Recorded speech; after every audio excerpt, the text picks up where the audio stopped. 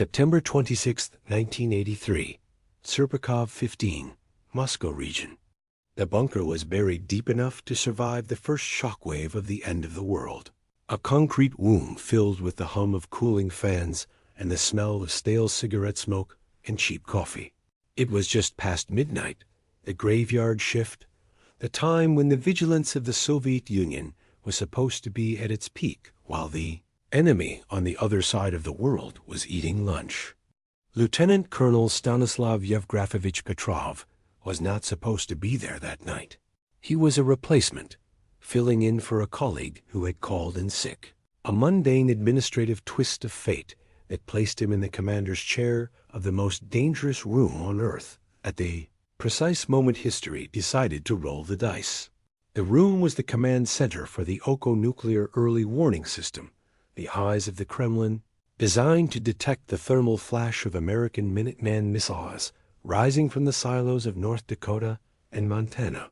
Petrov was 44 years old, a pragmatic engineer rather than a zealous ideologue, a man who understood the machinery of Armageddon better than he understood the politics that built it. He sat on the mezzanine level, looking down at the rows of operators hunched over their terminals, their faces bathed in the green glow of cathode ray tubes.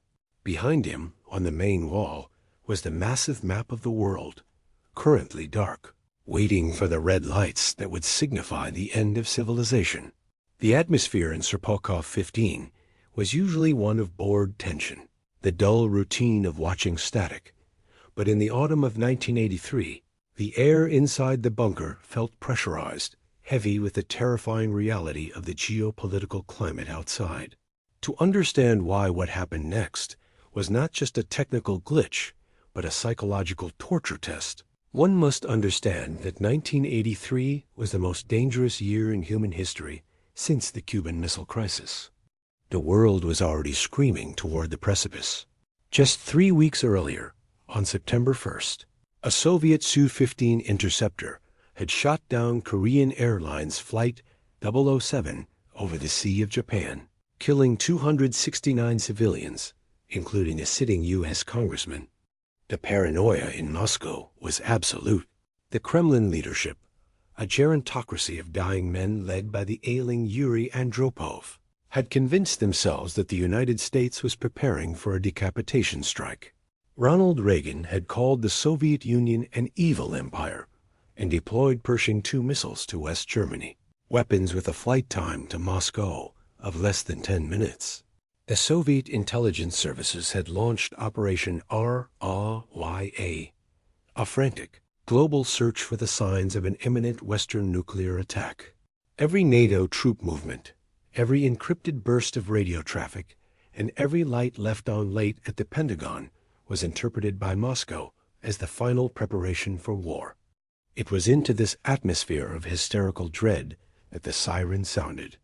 It began at 0:15 Moscow time. It wasn't the low, rhythmic pulse of a system test. It was a piercing, howling shriek that cut through the recycled air of the bunker like a physical blow. Above Petrov's head, the main display flashed a single word in terrifying, blood-red Cyrillic letters: ALAUNCH. The operators on the floor froze. The chatter stopped. All eyes snapped to the main screen. The system was reporting a single intercontinental ballistic missile launch from the United States. The computer, a hulking M10 mainframe, known for its brute calculation force, had analyzed the telemetry from the Molniya satellites in high elliptical orbit and confirmed the thermal signature. The reliability rating was highest. Petrov stood up.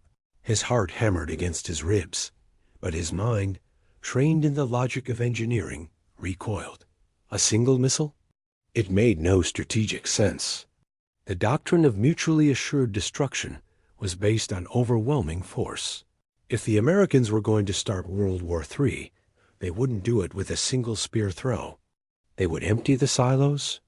They would launch a massive, coordinated first strike designed to wipe out the Soviet command structure and missile fields simultaneously. A single missile was suicide. It was illogical. Petrov looked at the operators below. They were turning to him, their faces pale, waiting for the order that would unleash the chain reaction. He had to make a decision in seconds. If he validated the launch, the information would go straight to the General Staff, and then to Andropov's briefcase. In the current climate of paranoia, the retaliation would be automatic. "False alarm," Petrov shouted, his voice cracking slightly. "It's a false alarm. Return to stations." He forced himself to sound certain, but inside, he was terrified. He was betting the existence of the Soviet Union on his gut feeling that the computer was wrong. He grabbed the phone to the duty officer at the satellite control center and demanded a diagnostic. The operators were shaking, their hands hovering over their keyboards. The siren continued to wail, a relentless reminder that the machine believed they were all about to die. Petrov checked the raw data. The satellite, positioned on the edge of the terminator line between day and night, was staring directly at the missile fields in Montana. The sensors were picking up a massive thermal bloom. Then the siren changed pitch. The red light on the main board blinked and expanded. A second missile launch was detected, then a third, then a fourth, then a fifth. The room descended into chaos. The logic of a single accidental launch evaporated. 5 missiles looked like a strike package, perhaps a limited attack designed to take out a specific command node or open a corridor for bombers. The computer was now screaming "missile attack" in flashing letters. The probability counter hit 100%. The system was no longer asking for an opinion. It was stating a fact. 5 American ICBMs were climbing through the atmosphere, 20 minutes from impact. Petrov felt a cold sweat drench his uniform. He was now standing on the edge of the abyss. The protocol was clear. The operating manual, a thick binder with a red cover that sat on his desk, stated unequivocally that a multiple launch detection with high reliability required immediate notification of the supreme leadership. He was not a judge.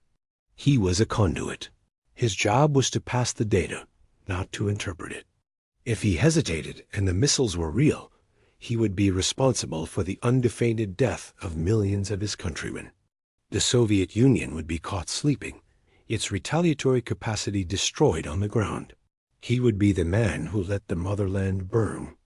But Petrov looked at the screens again. Something was wrong. The Crocus satellites were designed to detect the infrared signature of the rocket exhaust plumes against the black background of space or the dark earth. But the ground radar, the massive over-the-horizon arrays that watched the curvature of the earth, was silent. They couldn't see the missiles yet because of the curvature, but they should have been picking up something. And there was the number again. 5. Just 5. Why start a war with 5 missiles? It was too many for an accident, but too few for a victory. It felt like a computer's idea of a war, not a general's. The operators were shouting out coordinates. The target telemetry was filling the screens. The bunker was a pressure cooker of panic. One young lieutenant, weeping, began to pack his briefcase, an absurd, automatic gesture of a mind trying to find order in the face of extinction. Petrov snapped at him to sit down. He picked up the secure phone line to the Kremlin General Staff. The receiver felt heavy, like lead. The voice on the other end was waiting. Petrov had to say the words. He had to say, "Attack confirmed." The entire nuclear arsenal of the Soviet Union, 11,000 warheads, was resting on the tip of his tongue. He looked at the main screen, at the 5 red dots moving inexorably towards the motherland. He looked at the reliability index. He looked at the terrified faces of his men. He took a breath that felt like inhaling broken glass. He didn't know if he was a hero or a traitor. He didn't know if he was about to save the world or watch it die. He only knew that the machine was lying to him. "Comrade General," Petrov said into the phone, his voice steadying into a flat, engineer's monotone. "The system is malfunctioning. We have a false alarm." "I repeat, false alarm." He hung up. And then He waited. He waited to see if he would be arrested, or if he would be incinerated. For the next 20 minutes, Stanislav Petrov lived in a private universe of terror, counting down the seconds until impact. If he was right, nothing would happen. If he was wrong, the sky would turn white, and the last thing he would hear would be the sound of his own failure echoing across a burning world. The tension in the room was physical, a tightening noose around the collective throat of the shift crew. They watched the clock on the wall, the second hand sweeping past the marks that represented their remaining lifespan.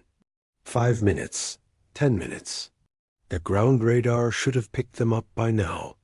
15 minutes. If the missiles were real, they were entering the terminal phase, shedding their re-entry vehicles, streaking down through the ionosphere at Mach 23. The men in the room stopped working. They stopped talking. They just watched the screen and the clock, trapped in the ultimate gambler's weight.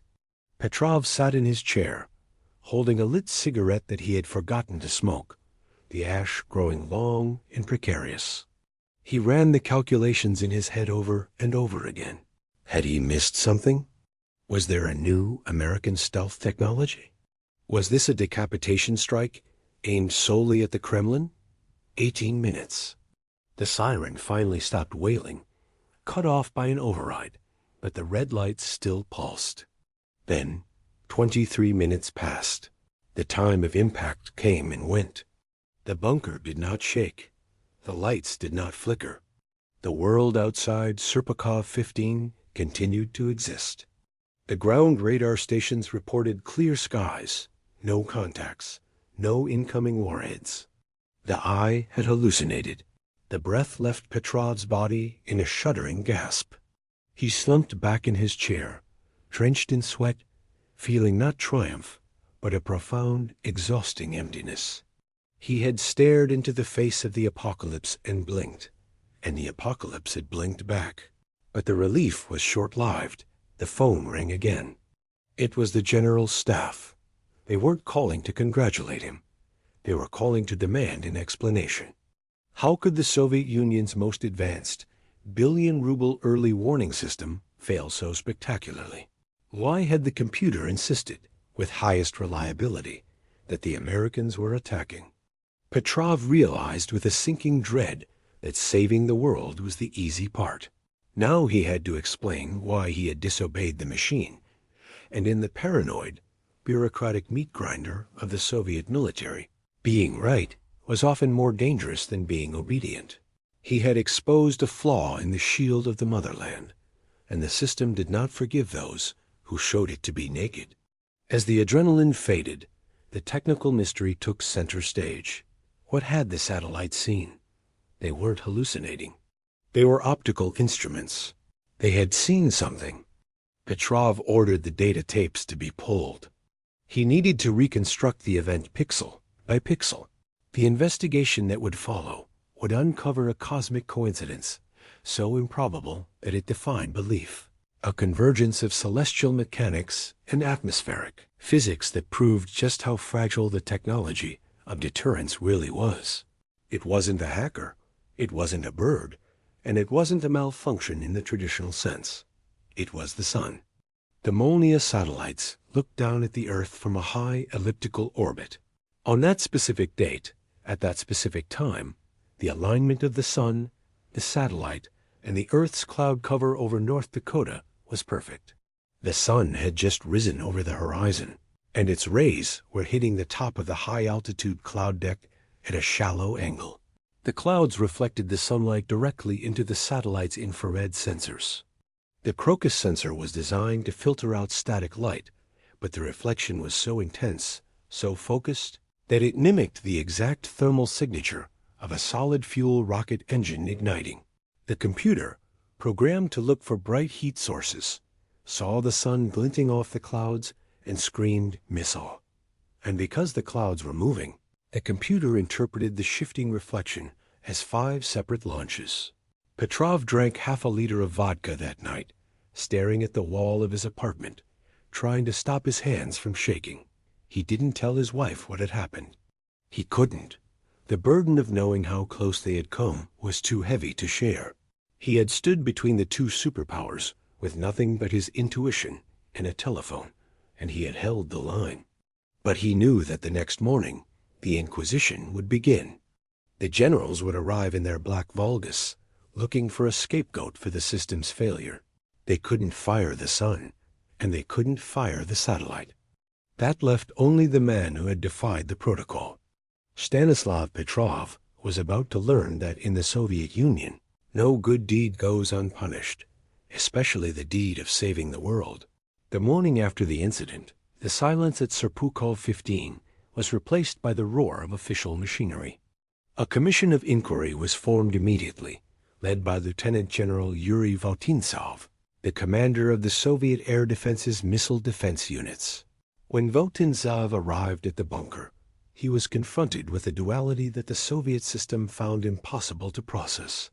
The technology had failed catastrophically, but the human factor had worked perfectly. Petrov had saved the world, but in doing so, he had humiliated the military-industrial complex. The Oko system was the pride of the Soviet armed forces, a project that had consumed billions of rubles and the careers of thousands of scientists. To admit that it had been fooled by the autumn sun reflecting off a cloud was to admit that the Soviet Union's nuclear shield was made of glass. The interrogation of Stanislav Petrov was not conducted with the gratitude due a savior, but with the cold scrutiny applied to a saboteur. The investigators tore through the data tapes, looking for a reason to blame the man rather than the machine. They couldn't find a fault in his decision. He was undeniably right. The missiles didn't exist, so they found a fault in his bureaucracy.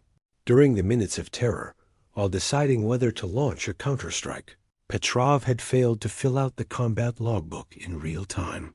He had been holding a phone in one hand and an intercom in the other, shouting orders to a room on the verge of panic, and had neglected to write down his actions as they happened. This clerical error became the weapon the generals used to destroy him. They reprimanded him for failure to document, a charge so absurdly petty against the backdrop of nuclear annihilation that it highlighted the grotesque nature of the system. Petrov was not sent to the Gulag, but he was subjected to a punishment perhaps more painful for a career officer. He was erased. There were no medals. The promised award for his actions was quietly canceled. He was reassigned to a lower post. His career trajectory flattened. The incident was classified top secret. Petrov was ordered to never speak of it, not to his colleagues, not to his friends, and certainly not to his family. He went home to his small apartment in Fryino, a drab scientific town outside Moscow, carrying the secret like a tumor. He watched the news, seeing the tensions of 1983 continue to boil, the Able Archer 83 exercises that almost triggered another war in November, knowing that the world was walking on a razor's edge that he had already stepped off. The injustice broke something in him. Petrov was a proud man, an engineer who believed in logic, and he had been crushed by politics. He eventually left the military, taking a job as a civilian contractor, but his life began to unravel. His wife, Raisa, the only person who might have understood the burden, developed cancer.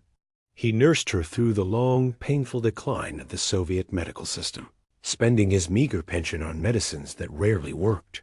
When she died, Petrov was left alone in a crumbling apartment filled with dust and memories, an old man yelling at the television, drinking cheap vodka and waiting to die. The man who had held the fate of civilization in his hands was now struggling to pay his heating bill. The story should have ended there, buried in the classified archives of a defunct empire. But in 1998, nearly a decade after the Berlin Wall fell, General Votintsov published his memoirs. In a few short pages, he mentioned the incident at Serpukhov 15 and the officer who had defied the computer. The revelation caught the attention of Douglas Mattern, an American peace activist. Mattern flew to Russia, tracking Petrov down to his bleak apartment block. When he knocked on the door, he didn't find a hero in a uniform. He found a disheveled, grumpy pensioner wearing a stained undershirt. Suspicious of the foreigner, asking questions about a secret life that felt like a hallucination. The rediscovery of Stanislav Petrov was a cultural shock. The West, having won the Cold War, was fascinated by the idea that their victory had depended on the gut instinct of a single Russian lieutenant colonel. Petrov was flown to the United Nations in New York. He was given the World Citizen Award. He met Hollywood stars like Kevin Costner and Robert De Niro, men who played heroes in movies, shaking the hand of a man who had been a hero in the dark. The contrast was jarring. Petrov stood in the glitter of American celebrity, a man who had never smiled for cameras, looking uncomfortable and out of place. He refused to accept the title of hero. "I was just doing my job," he would tell reporters, his voice thick with the fatalism of his generation. "I was the right man in the right place at the right time. If another officer had been on duty, someone without my civilian engineering background, someone who just followed orders, the world would be ash." This humility masked a deeper, more terrifying truth that Petrov understood better than anyone. The other officer theory wasn't just modesty. It was a statistical probability. The man Petrov had replaced that night was a career military man, a soldier who had been trained to obey the chain of command without question. If the regular duty officer had been in the chair, he likely would have followed the protocol. He would have reported the launch as valid. He would have trusted the highest reliability tag on the screen. The survival of the human species had hinged on a sick day. It was a terrifying indictment of the systems we build to protect us. Petrov died in May 2017 in the same quiet obscurity in which he had lived most of his life. The news of his death didn't reach the international press for months. There was no state funeral in Red Square, but his legacy is etched into the architecture of modern defense. The incident at Serpukhov 15 forced a complete rethink of satellite early warning systems. It proved that automated systems, no matter how advanced, suffer from a lack of context. A computer sees a heat signature. A human sees the absurdity of a 5-missile strike. A computer follows code. A human follows intuition. However, the lesson of Petrov is fading. As we move toward the era of artificial intelligence in warfare, we are removing the Stanislav Petrovs from the loop. We are building hypersonic missiles that fly too fast for human decision-making. We are designing AI systems that can launch retaliatory strikes in milliseconds. The human in the loop is being viewed as a bottleneck rather than a safety valve. The ghost of Serpukhov 15 stands as a warning against this hubris. It reminds us that technology is only as smart as the people who program it, and that algorithms do not have a conscience. They do not have a gut feeling. They do not hesitate. The false alarm of 1983 remains the closest the world has ever come to accidental nuclear war.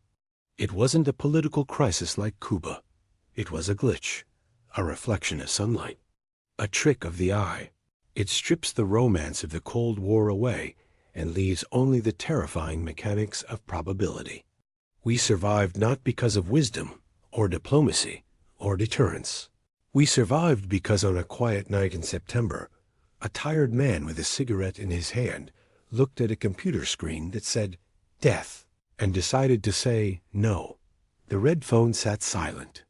The missiles stayed in their silos, and the sun that had caused the panic continued to rise over a world that had no idea it had been saved by a man who was just trying to get through his shift. To truly understand the weight of the decision Stanislav Petrov made in that bunker, we cannot stay in Serpukhov 15.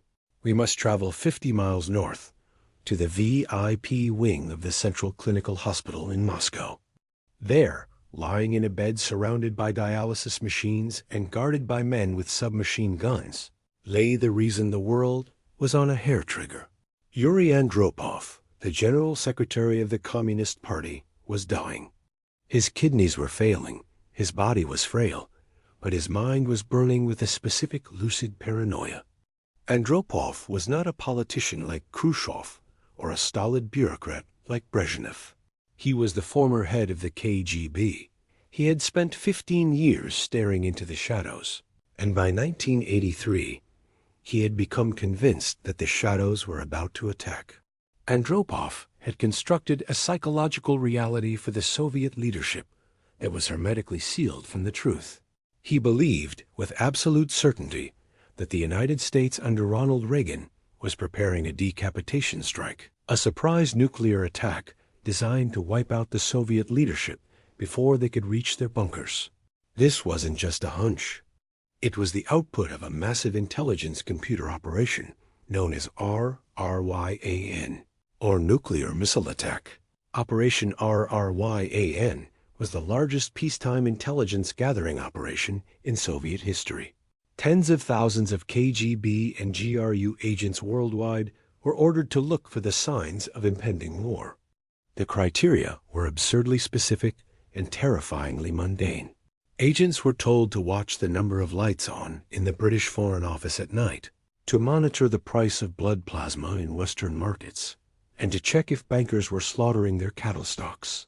The Soviet supercomputers in Moscow were fed this data, looking for a statistical tipping point that would indicate the West was moving to a war footing. This was the context Petrov was operating in. He wasn't just watching a radar screen. He was the last line of defense for a leadership that was already convinced the attack was coming. If Petrov had passed that phone call up the chain of command, it wouldn't have gone to a rational group of strategists debating the probability of a false alarm. It would have gone to a dying spy chief in a hospital bed who was desperately waiting for validation of his own nightmare. Andropov would not have hesitated. The launch codes were in his briefcase by the bed. While Petrov was dealing with his false alarm in September, the West was unknowingly preparing to simulate the exact scenario Andropov feared. In November 1983, just weeks after the Petrov incident, NATO launched a command post exercise called Able Archer 83. To the Americans and British, it was a standard war game. But to the Soviets, viewing it through the distorted lens of Operation RRYAN, it looked exactly like the real thing. NATO was testing new encrypted communication procedures, moving heads of government to secure bunkers, and simulating the transition from DEFCON 5 to DEFCON 1. The timing could not have been worse. The Soviet intelligence machinery, already spooked by the Petrov incident, interpreted Able Archer not as a drill, but as a cover for the actual attack. Soviet bombers in East Germany were loaded with nuclear weapons and placed on the runway with engines running. Submarines were flushed into the Atlantic under the Arctic ice. The Soviet nuclear forces went to a level of alert that they had not reached even during the Cuban Missile Crisis. Petrov's defiance of the computer becomes even more miraculous when viewed against this backdrop. He was the only loose screw in a machine that was tightening itself for war. If the sunlight incident had happened in November during Able Archer, instead of September, even Petrov might not have been able to stop the momentum. The confirmation bias of the Soviet leadership would have been overwhelming. The computer saying 5 missiles would have been the final puzzle piece Andropov was waiting for. The fear of a decapitation strike, the fear that drove Andropov-led the Soviet Union to build a system even more terrifying than the Oko satellites Petrov controlled. It was a system designed to ensure that even if Petrov failed, even if the leadership died, even if Moscow was turned to glass, the West would still burn. They called it perimeter. The West called it dead hand. Perimeter was the ultimate doomsday machine, a concept straight out of Dr. Strangelove, but built with Soviet steel and buried deep in the Urals. It was an automated retaliation system designed to bypass human decision-making entirely. The logic was grim. If the American stealth missiles hit Moscow in 5 minutes, there might be no one left to give the order to retaliate. The chain of command would be broken. So the Soviets built a system that could launch the entire arsenal automatically. It worked like this. A network of sensors across the USSR measured seismic activity for nuclear ground bursts, radiation levels, and air pressure. If the sensors detected multiple nuclear detonations on Soviet soil, And if the system lost communication with the general staff in Moscow, Perimeter would wake up. It would not ask for permission. It would launch a special command rocket that would fly across the Soviet Union, broadcasting a radio signal down to the silos of the ICBMs. This signal would override the manual locks of the launch crews. The silo doors would open, and the missiles would fly. Petrov did not control Perimeter, but his actions prevented it from ever needing to be tested. If he had validated the false alarm, and the Soviet leadership had hesitated, or if a limited exchange had begun, Perimeter might have triggered the full, spasmodic release of 40,000 warheads. It was a system built on the premise that human beings were the weak link, that we might be too scared or too dead to fight back. Petrov proved that the human being was actually the strong link, the only thing capable of seeing the difference between sunlight and death. We often romanticize the red button, imagining it as a simple switch. But the reality of nuclear release is a complex psychological ritual designed to erode individual responsibility. In the bunker that night, Petrov was part of a two-man rule culture, but in a uniquely Soviet way. The system was designed to diffuse guilt. The operator sees the signal. The duty officer validates it. The general staff confirms it. The Politburo authorizes it. The launch officers turn the keys. No single person feels responsible for the end of the world. They are just turning a key or picking up a phone. Petrov's genius was that he broke this diffusion of responsibility. He absorbed the entire weight of the decision onto himself. By saying false alarm, he was effectively saying, if I am wrong, I alone am killing us. Psychologists who have studied the Cold War call this moral imagination. Most people in bureaucracies lack it. They follow the checklist. The operator who replaced Petrov on other shifts was described by colleagues as a soldier to the bone, a man who executed orders with robotic precision. Had he been in the chair, he would have viewed the highest reliability warning on the screen not as a question, but as a command. The interface of the M10 computer was designed to be authoritative. Big red letters. Loud sirens. It was designed to induce panic and quick reaction. It was user experience design for the apocalypse. It took a supreme act of will for Petrov to look at that interface, which was screaming reality, and decide it was a hallucination. The technical failure that Petrov intuited was rooted in the geometry of the Oko system. The satellites were placed in a Molniya orbit, a highly elliptical path that allows the satellite to hang over the northern hemisphere for long periods.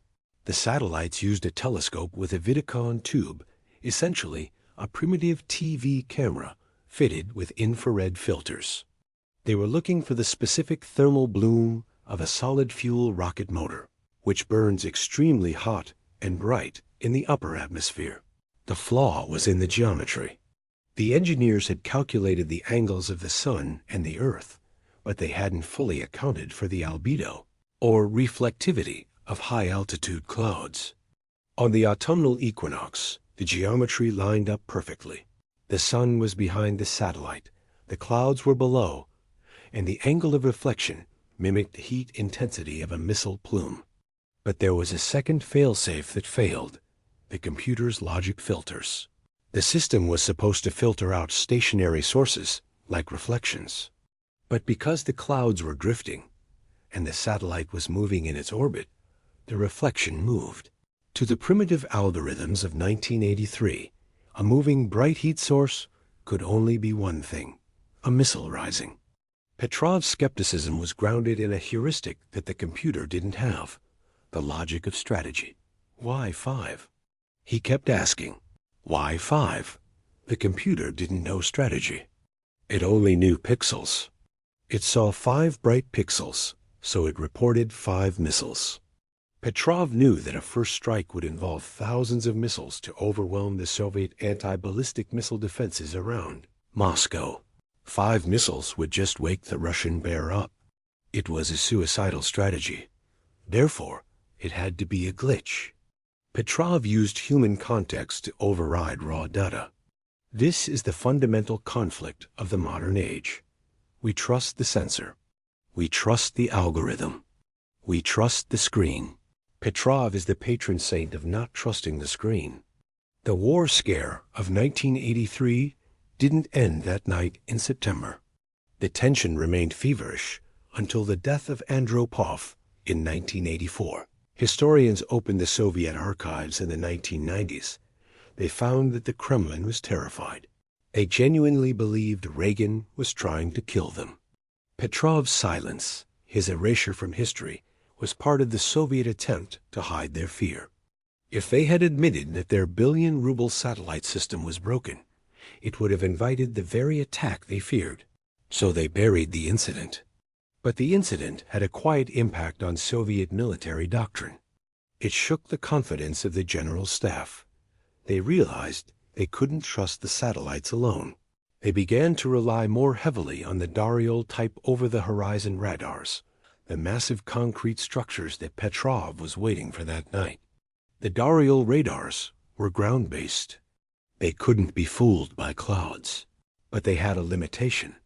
They could only see missiles once they rose above the curvature of the Earth, cutting the warning time from 30 minutes to 10 minutes. Petrov's actions forced the Soviet Union to accept a shorter warning window in exchange for reliable data. He forced them to trade time for truth. In doing so, he likely prevented future false alarms from escalating. He didn't just stop a war that night. He changed the procedure for the rest of the decade. 12 years after Stanislav Petrov defied the ghost in the machine, the world was supposed to be safe. The Berlin Wall was a souvenir sold in gift shops. The Soviet Union had dissolved into 15 chaotic republics, and the Cold War was officially over. But the nuclear infrastructure that had been built to fight it, the silos, the radars, the command bunkers remained online, a dormant nervous system waiting for a signal that never came. On January 25, 1995, that nervous system woke up again. And this time, the man in the chair wasn't a mid-level engineer like Petrov. It was the president of the Russian Federation, Boris Yeltsin. The incident began not with a secret military launch, but with a scientific experiment announced weeks in advance. A team of Norwegian and American scientists launched a black-brand 12-sounding rocket from the Andøya Space Center off the northwestern coast of Norway. Their mission was purely academic, to study the aurora borealis. They had notified everyone. Teletype messages had been sent to 30 countries, including Russia, detailing the launch time, the trajectory, and the innocuous nature of the payload. But in the chaotic bureaucracy of post-Soviet Russia, the message had vanished. It had been stamped, filed, and lost in the labyrinth of a military that was struggling to pay its electricity bills. When the Black Brant the 12th lifted off, the Russian early warning radars in Murmansk picked it up immediately. The radar operators saw a fast-moving object rising rapidly over the horizon. To the automated tracking algorithms, the rocket looked terrifyingly familiar. Its speed, its flight path, and its separation stages mimicked the signature of a U.S. Navy Trident. 2 missiles launched from a submarine in the Norwegian Sea. The Trident was a first-strike weapon, designed to blind Russian radar with a high-altitude nuclear blast, an electromagnetic pulse that would leave the country defenseless against a follow-on wave of Minutemen. The computer at the Olenigorsk radar station didn't hesitate. It flagged the rocket as a nuclear attack. The red lights flashed, the sirens wailed, and for the first time in history, the nuclear briefcase, the Cheget, was activated and placed in front of a Russian president. Boris Yeltsin was not a man known for his calm under pressure, nor for his sobriety. But on that morning, he found himself staring at a screen that showed a missile heading toward Moscow. The Cheget was not a prop. It was a mobile command and control terminal linked directly to the general staff and the rocket forces.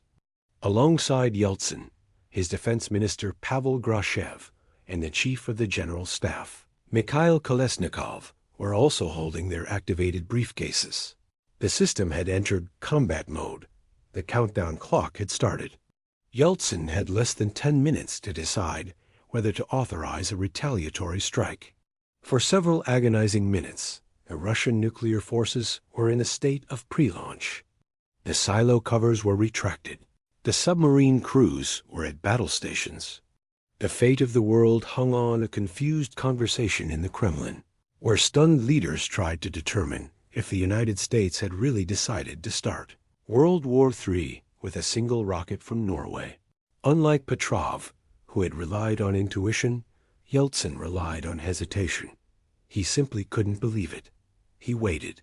He watched the dot on the screen, and as the Black Brant 12 reached its apogee and fell harmlessly into the ocean near Spitsbergen, the radar tracks showed it moving away from Russian territory. The tension broke. The briefcases were closed. The world had survived the Norwegian rocket incident, but the lesson was chilling. Petrov's nightmare hadn't ended with the Soviet Union. It had just changed management. The 1995 incident proved that as long as the weapons exist, the probability of accidental use is never zero. It demonstrated that misinformation, lost paperwork, and bureaucratic incompetence are just as dangerous as malice. Petrov had saved the world from a computer glitch. Yeltsin had saved it from a clerical error. Today, the legacy of Serpukhov 15 is being dismantled by the very technology that defines our modern age. We are entering a new era of warfare where the Stanislav Petrovs of the world are being systematically removed from the loop. The reason is speed. In 1983, an ICBM took 30 minutes to reach Moscow. In 1995, a submarine missile took 15.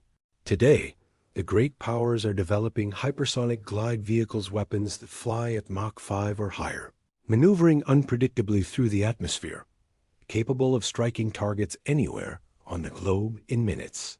The flight times are becoming so compressed that human decision-making is seen as a liability.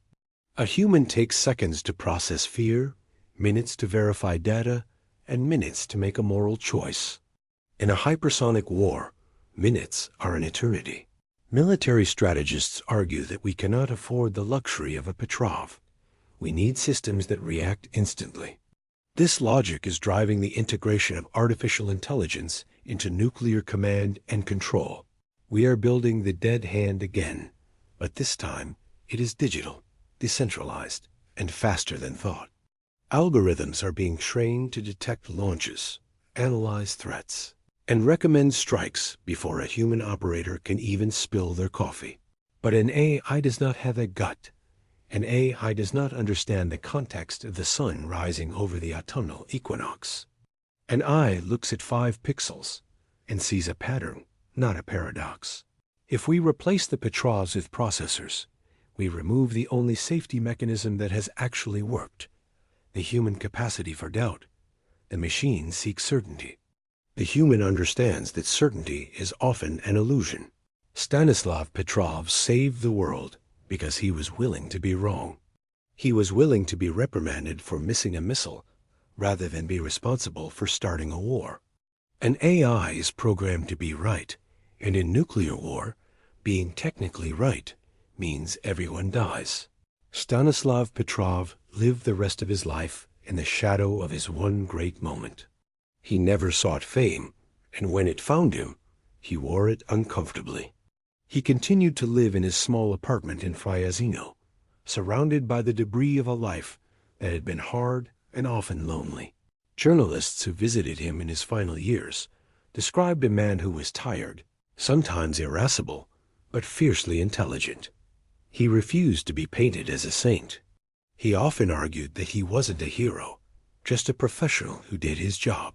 But therein lies the profound truth of his story. Doing his job meant disobeying the machine. It meant valuing his own judgment over the billion-dollar system designed to replace it. In a world increasingly run by algorithms, automated trading, and predictive policing, Petrov stands as the ultimate symbol of human agency. He is the patron saint of the man in the loop, the final argument against the total automation of existence. When he died in May 2017, the world barely noticed. There was no state funeral, no moment of silence at the UN, but his death marked the passing of a generation that understood nuclear war not as an abstract concept or a video game scenario, but as a visceral, physical reality. Petrov belonged to the generation that built the bomb and then stared into the abyss it created. The new generation of leaders and engineers has never seen a mushroom cloud. They have never sat in a bunker watching a red light blink. They view nuclear weapons as political tools, bargaining chips, or legacy systems. The fear has faded, and with the fading of fear comes the return of danger. The treaties that kept the Cold War cold, the ABM Treaty, the INF Treaty, have been torn up. The warheads are being modernized. The rhetoric is heating up. The architecture of doom is being renovated, and the new architects are forgetting the lesson of the sun and the clouds. The false alarm of 1983 remains the most terrifying what-if in human history. It strips away the comforting illusion that we are in control. We like to believe that nuclear war will only happen if a madman pushes a button, or if a rogue state makes a desperate gamble. But the truth is far more mundane and far more frightening.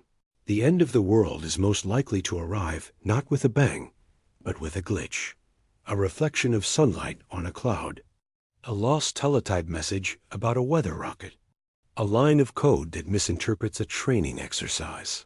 We are standing on a pile of dynamite, playing with matches, and congratulating ourselves that we haven't blown up yet. Stanislav Petrov showed us that the fuse is always burning. He stepped on it once, 40 years ago, and bought us time. But time is not infinite. The sun still rises over North Dakota every morning. The clouds still drift over the missile fields. The satellites still watch, their electronic eyes scanning for the heat of the end times. Somewhere in a bunker, a young officer is sitting in a chair, watching a screen, waiting for the red light. We can only hope that when the siren screams again, and it will scream again, that the person in the chair has the courage to do nothing. We can only hope they have the wisdom to look at the machine and say, no, Stanislav Petrov is gone. But the choice he made remains the only thing standing between us and the silence. He taught us that in the face of the apocalypse, the greatest act of courage is not to fire, but to wait. To wait and see if the world is really ending, or if it's just the light playing tricks on our eyes. He saved us from our own technology, and for that, he deserves to be remembered not just as a soldier, but as the man who gave the human race a second chance.